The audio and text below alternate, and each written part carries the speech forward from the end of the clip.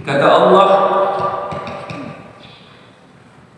sesungguhnya di sisiku itu buat mereka orang-orang kafir sudah kami persiapkan belenggu-belenggu yang begitu besar,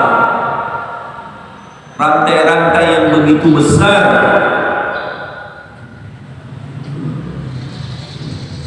yuqayyiduna bihi, yang kami gunakan rantai itu untuk mengikat mereka.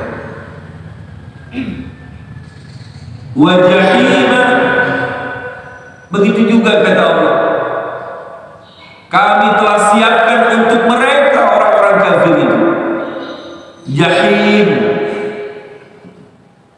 neraka jahim. Makna jahim itu nar musta'irrah, api yang berkobar-kobar.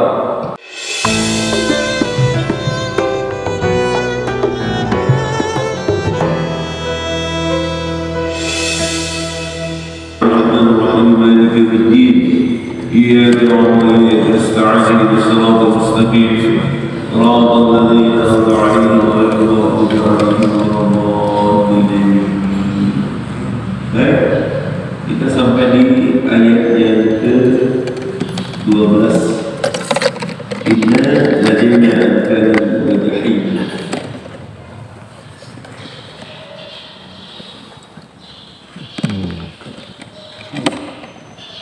Surah Al-Muzammil ayat ke-12. Bismillahirrahmanirrahim. Alhamdulillah wassalatu wassalamu ala Rasulillah Sayyidina Muhammad bin Abdillah wa ala alihi wa sahbihi wa mawalah. Amma ba'du.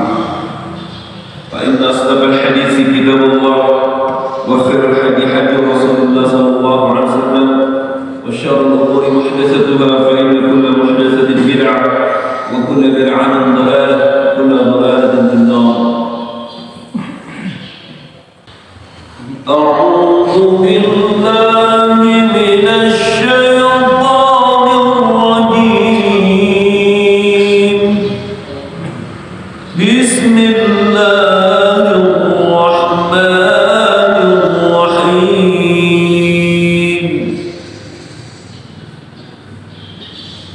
إن لدينا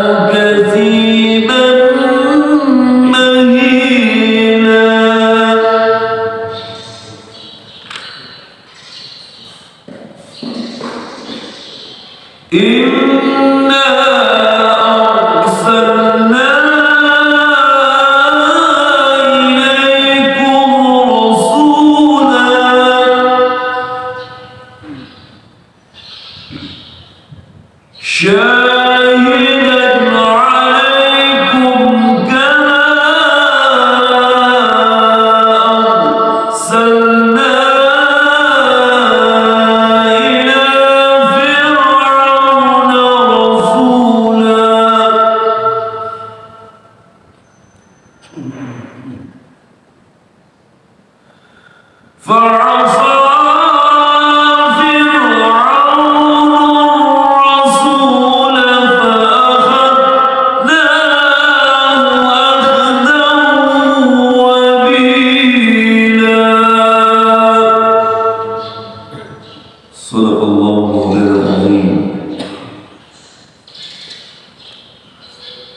Baik,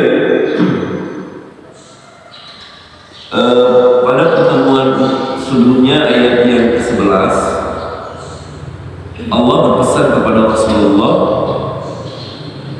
wa dharni wal mukadzibina ulil ni'mah wa mahilhum qalila. Tinggalkan saja wahai Muhammad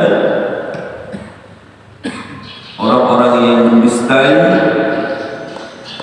ayat-ayatku, orang-orang yang tidak mau mengikuti petunjukmu, itu menjadi urusan kata Allah.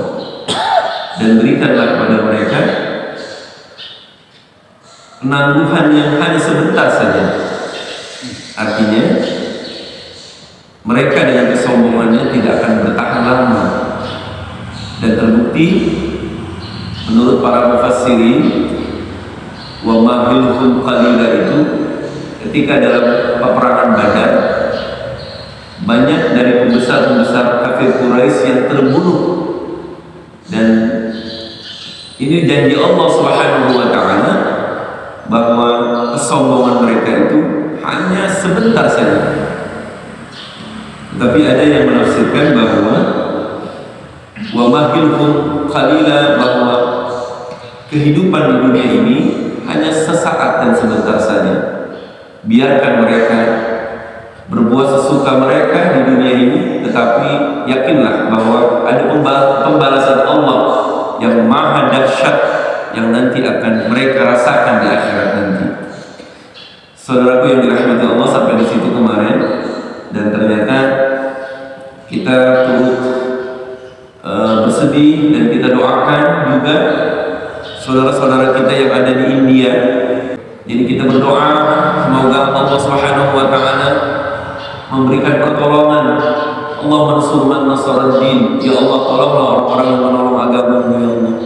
Allahumma a'izzal Islam wal muslimin, ya Allah muliakan Islam dan muliakan kaum muslimin ya Allah. Jadi saat ini saudara-saudara kita yang ada di India dalam keadaan yang sangat luar biasa menyedihkan. Kalau kita lihat di WA, grup WA itu banyak kepala-kepala mereka itu dipotong, disusun seperti kayak ikan kering gitu, masya Allah. Di mana bicara hak asasi manusia, di mana kebebasan beragama, di mana ya, jadi ketika orang telanjang membuka auratnya, mereka mengatakan ini bagian dari hak asasi manusia, itu terserah saya mau apapun. Maka ketika orang mengenakan jilbab itu kan bagian juga dari hak asasi manusia, terserah mereka melakukan apapun, itu hak mereka. Tapi kenyataannya hak asasi manusia itu hanya sebatas slogan-slogan saja. Kita doakan mudah-mudahan sekali lagi saudara-saudara kita yang ada di seluruh penjuru dunia yang dalam keadaan ketakutan, mereka dalam keadaan terhimpit, mudah-mudahan selalu dalam perlindungan Allah Subhanahu wa taala. Baik. Selanjutnya, inna ladaina, ayat yang ke-12, inna ladaina ankalan wa jahima.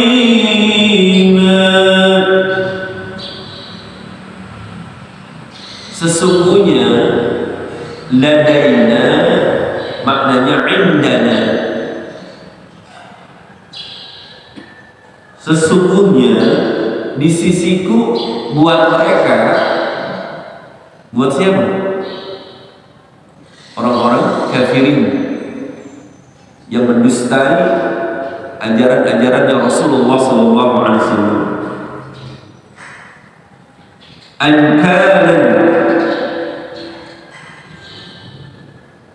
Ankalan itu artinya quyudan aziman, belenggu yang besar, rantai-rantai, ankal. As-saqilah yang berat. Jadi kata Allah,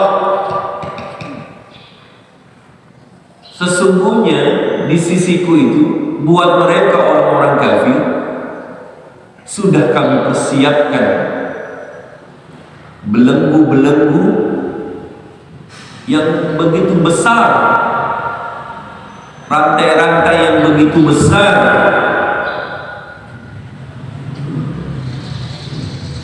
yuqayyiduna biha, yang kami gunakan rantai itu untuk mengikat mereka.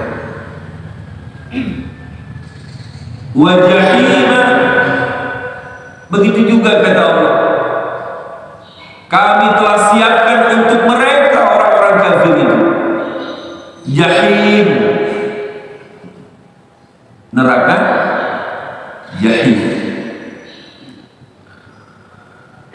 Makna jahim itu naran musta'irrah, api yang berkobar-kobar.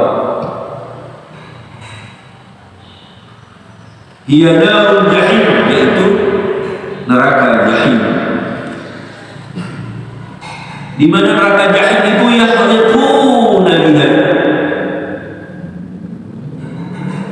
akan membakar mereka semua orang-orang kafir itu.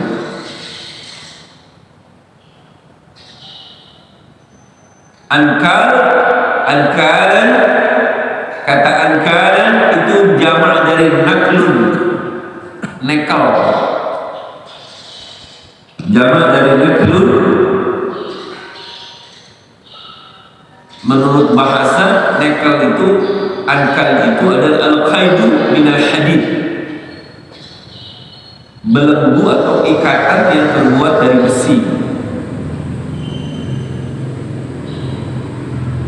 Ada yang meriwayatkan ankal itu adalah quyudun saudun minan nar, rantai yang hitam yang berasal dari neraka.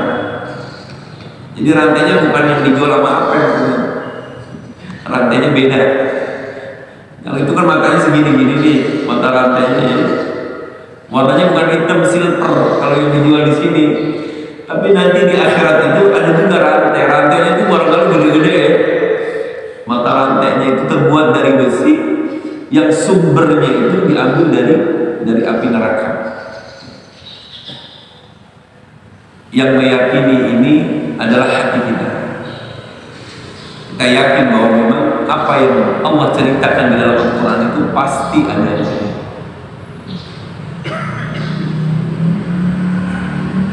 Kemudian apalagi yang Allah siapkan bagi mereka orang-orang kafirin itu,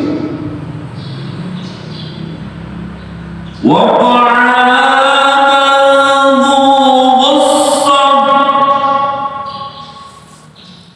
Ta'anan itu makanan. Jadi di neraka juga ada kafe. Di neraka ada kafe, bukan hanya di dunia ini ada kafe, di neraka juga ada kafe. Cuma makanannya aja menunya yang beda.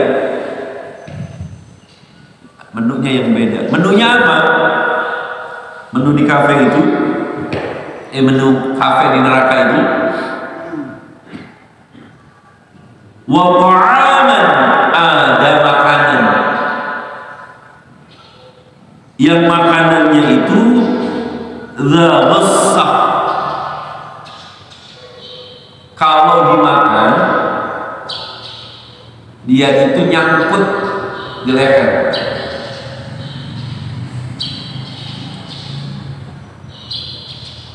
Ghairu sa'idin, sehingga tidak menimbulkan rasa nikmat dan lezat.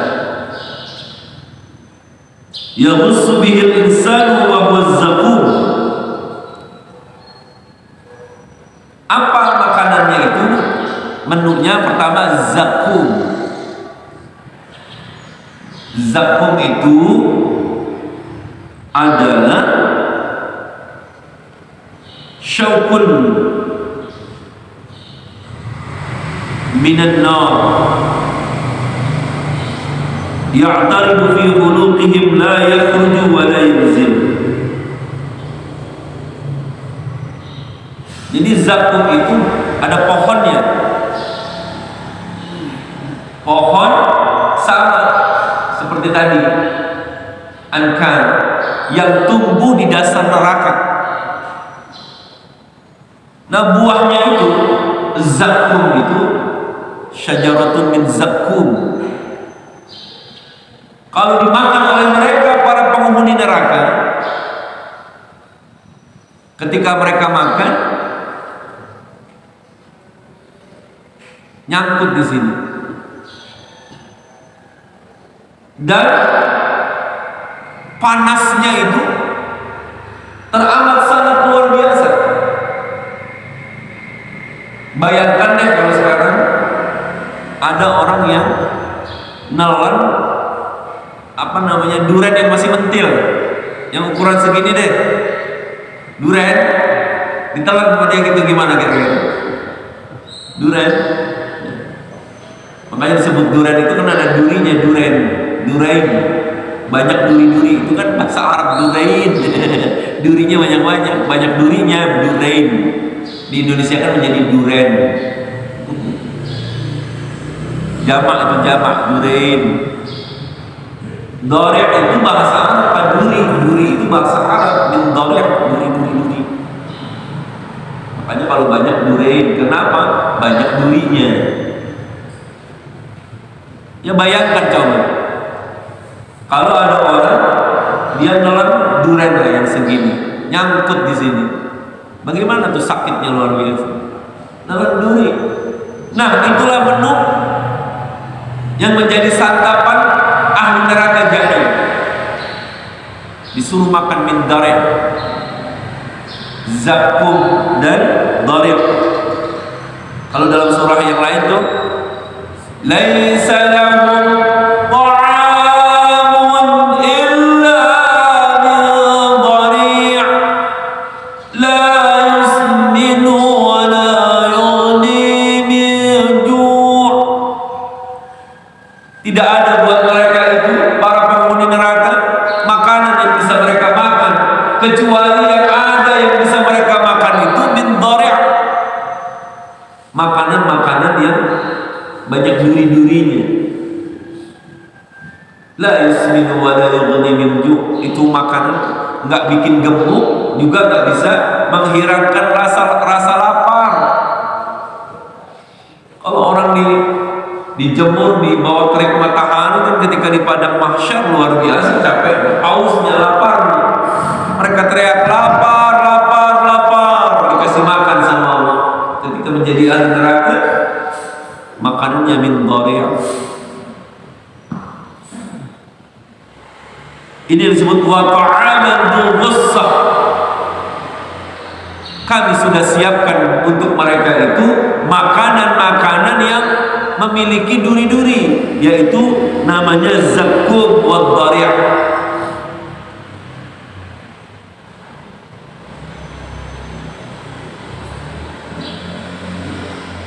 Apalagi wa'adaban alima,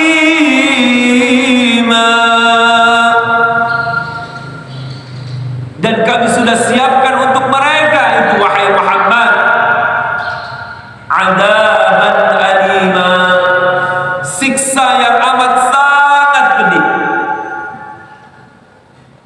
Jadi adaban alima ini sebagai penguat, bukan hanya sekedar diberikan makanan yang dzu ghussah, makanan-makanan yang berduri, tetapi Allah masih memberikan bonus-bonus siksaan yang lain. Adaban alima, Allah siapkan siksaan yang amat sangat pedih bagi mereka itu. Waji'an mu'alliman, siksaan yang amat sangat sakit, siksaan yang amat sangat pedih, ziyadah ala ma dzakara min nikali wal aghlal. Adaban alima itu siksaan yang jauh lebih berat dari hanya sekedar belenggu dengan rantai, kemudian diberikan makanan dari dzu ghussah, Jadi ada Allah siapkan bagi mereka siksaan-siksaan yang jauh lebih berat daripada itu. Masih ada siksaan yang jauh lebih besar dari hanya sekedar makan dari itu, kata Allah.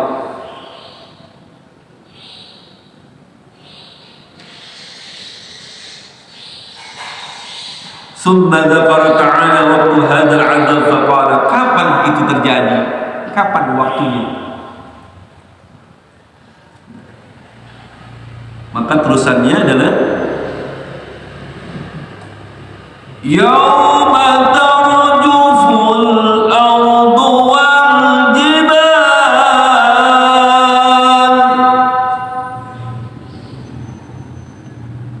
Itu akan terjadi yauman, pada satu hari, yauma, pada satu hari, tarjuful ardu wal jibal. Tarjuf ay artinya tatanazzal, tazalzal, tatazalzal. Idza zulzilatil ardu zilzalaha, apabila bumi dan gunung itu sudah digoncangkan oleh Allah dengan goncangan yang amat sangat kuat. Kalau sekarang belum seberapanya. Terakhir kemarin yang membuat heboh orang meruyuk sampai kita rasakan ketika terjadi gempa di mana tuh? Di Banten kan? Itu hanya beberapa detik dan getarannya pun hanya sekedar berapa gitu, 6, sekian lah. Bagaimana kalau seandainya Allah menggoncangkan dengan goncangan-goncangan yang nggak pernah henti-hentinya, dengan goncangan yang sangat amat kuatnya, hanya sekedar beberapa detik saja sudah seperti ini yang dirasakan oleh banyak manusia, begitu mereka ketakutan, panik dan sebagainya. Kalau dalam Al-Quran itu digambarkan nanti apabila Allah Subhanahu wa ta'ala telah menggoncangkan bumi ini, seakan-akan manusia itu seperti orang yang mabok. Pernah gak melihat ikan di potas, di kali itu, di selokan tuh, udah pada cereng semuanya. Kau melihat manusia itu seperti orang yang mabuk, layang seloyong lari sana, wah nggak karu-karuan, udah nggak tahu apa-apa. Bahkan nanti seorang ibu yang sedang menyusui anaknya pun tanpa dia sadari dilempar anaknya itu. Kenapa? Begitu sangat takutnya ingin menyelamatkan dirinya. Seorang bayi yang dia sayangi, dia lemparkan karena teramat sangat ketakutannya. Di saat itulah nanti terjadinya hari kiamat. Allah guncangkan bumi dan gunung itu, yauma tarjuful ardu wal jibal wa tahtazu biman 'alaiha, sehingga menggoyangkan semua apa yang ada di atas permukaan bumi.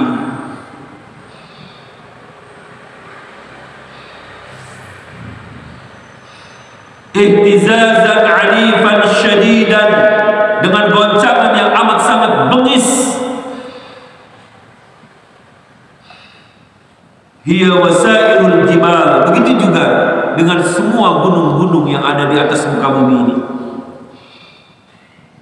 Dzalika yaumul qiyamah, itulah hari kiamat.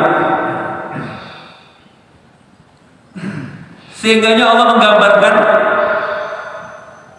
wa kanatil jibalu kasiban mahila.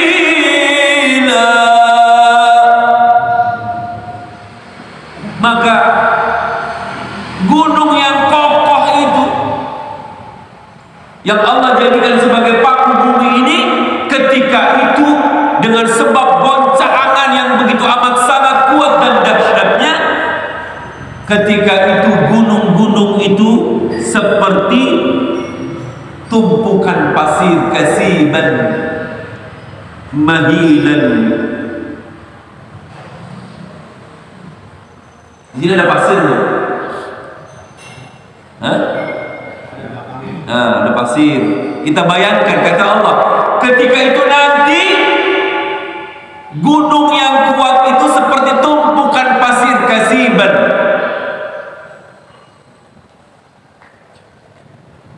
Apa yang terdapat dalam gunung-gunung itu? Bebatuan ya sini ya. Ketika digoncangkan bumi ini, hancurlah gunung itu, sehingga bebatuan-bebatuan yang ada di dalam gunung itu seperti butiran-butiran pasir yang tumpukannya itu tertiup angin bertebangan semuanya. Itu seperti butiran-butiran pasir yang sangat kecil. Bayangkan bebatuan yang ratusan kilo itu, ketika itu tak ubahnya seperti butiran-butiran pasir yang begitu amat sangat ringannya, entengnya, semuanya berterbangan. Kenapa? Karena goncangan yang begitu amat sangat dahsyatnya. Terbayang nggak bagaimana ketika itu dahsyatnya kejadian itu, bagaimana dahsyatnya ketika bumi saja sudah Allah goncangkan sehingga membuat gunung-gunung itu seperti butiran-butiran pasir. Seperti apa keadaannya? Tak bisa dibayangkan.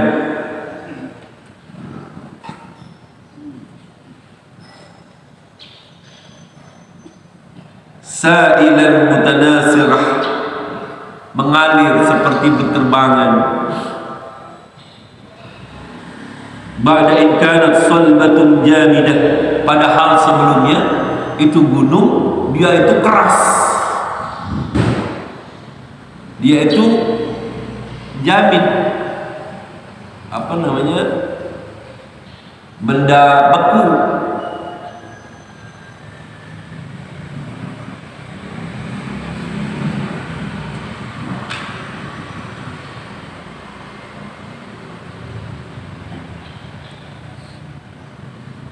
Thumma innaha tunsafu nasfan fala yabqa minha syai'un illa dhahab.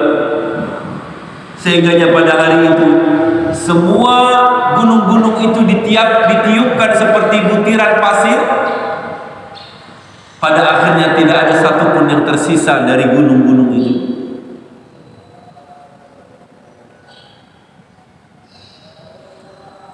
Wa yas'alunaka 'anil jibal, kaqaulihi ta'ala, dalam firman Allah yang lain ketika mereka bertanya kepadamu wahai Muhammad tentang gunung, faqul, katakan, yansifuha rabbi nasfan, ketika itu nanti Tuhanku akan hancurkan gunung-gunung itu dengan sehancur-hancurnya.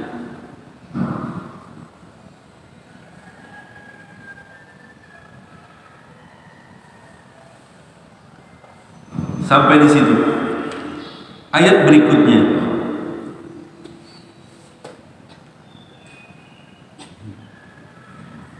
yang ke-15, Inna arsalna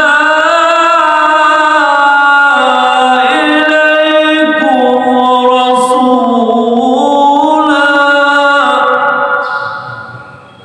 sesungguhnya kata Allah, kami mengutus kepada kalian seorang Rasul, Muhammad sallallahu alaihi wasallam, syahidan, di mana Rasul yang Allah utus itu nanti akan menjadi saksi alaikum, atas kalian, atas segala perbuatan-perbuatan kalian, kama arsalna, sebagaimana kami mengutus ila fir'auna, seorang rasul. Nah, kita belajar nakirah tuh, belajar ilmu nahwu, rasulan.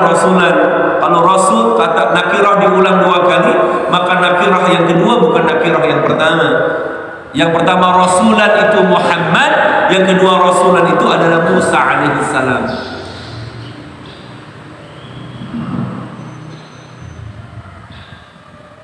Inna arsalna ay ba'asna lakum ya ahla Makkah. Wahai para penduduk Mekah, sungguh kami telah mengutus di tengah-tengah kalian Muhammad sallallahu alaihi wasallam sebagai seorang rasul yang akan menjadi saksi dari apa yang kalian perbuat.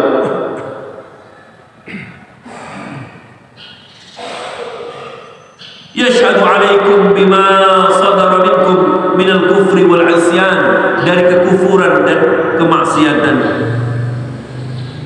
Sebagaimana kami telah mengutus ila dzalik at-taghiyah, orang yang melampaui batas, namanya Fir'aun al-Jabbar, orang yang membangkang kepada Allah Subhanahu wa taala.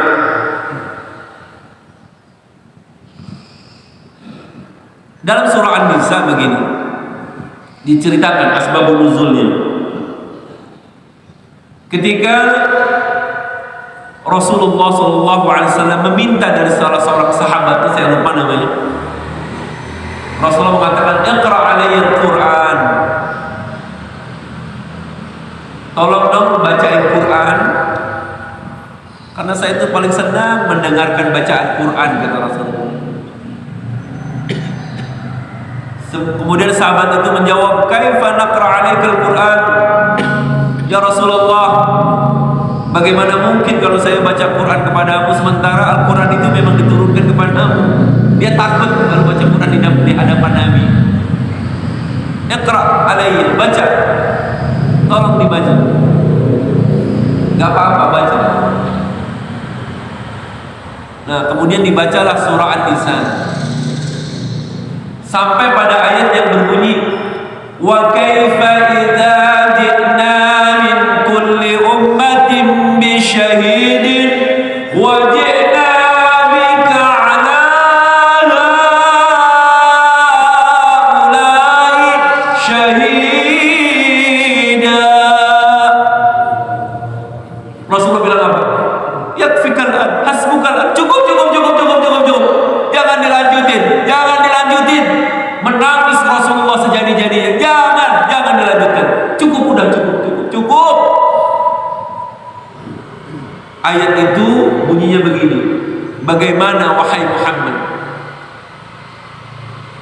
seandainya ketika kami datangkan dari setiap umat itu saksi, seorang rasul yang akan menjadi saksi dari apa yang diperbuat oleh umatnya.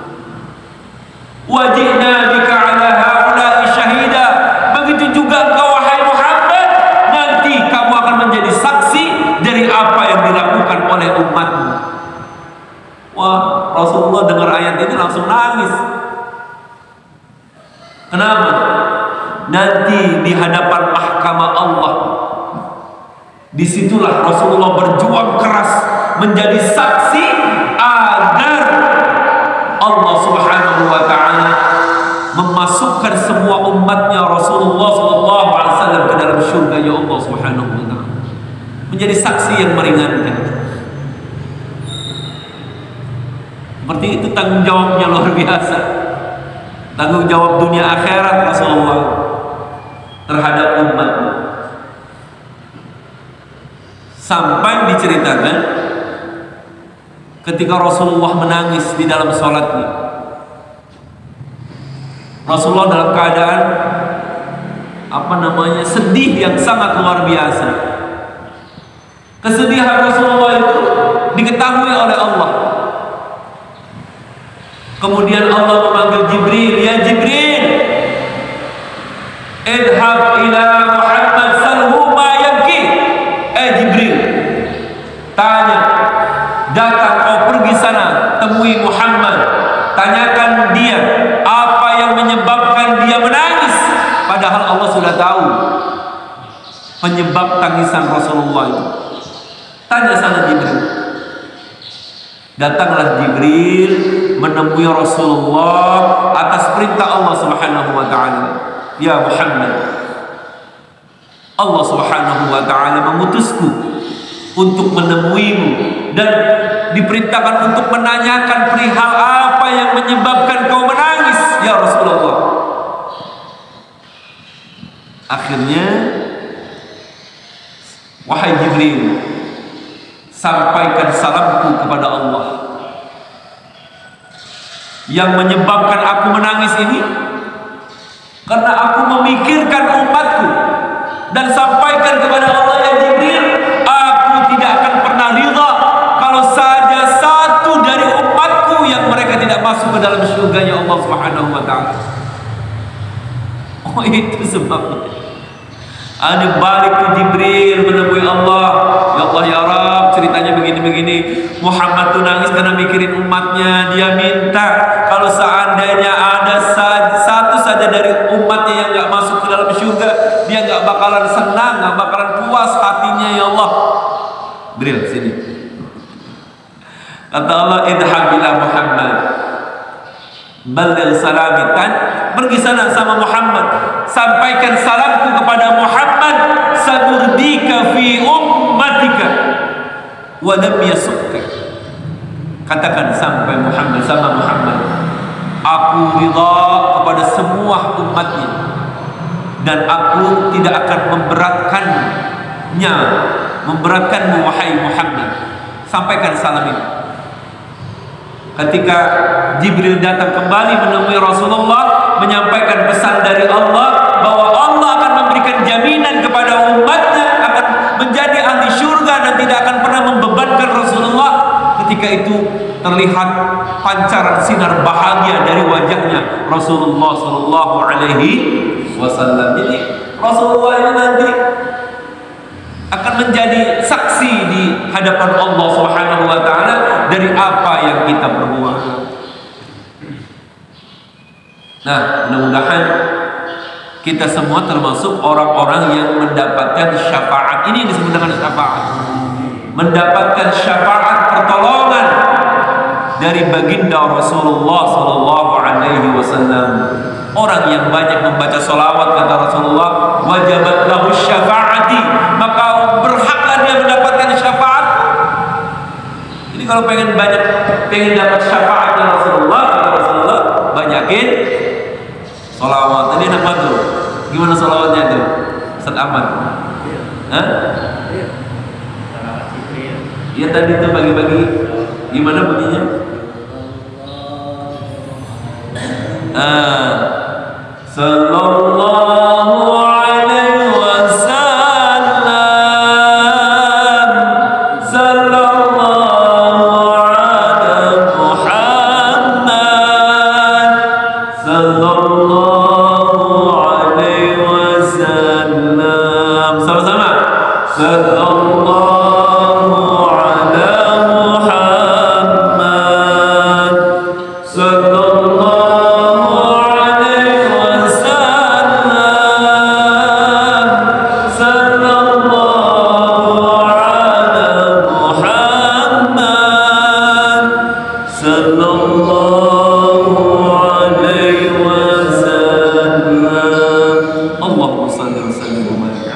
Sampai di sini nanti kita lanjutkan di ayat yang ke-16. Mudah-mudahan ada manfaatnya.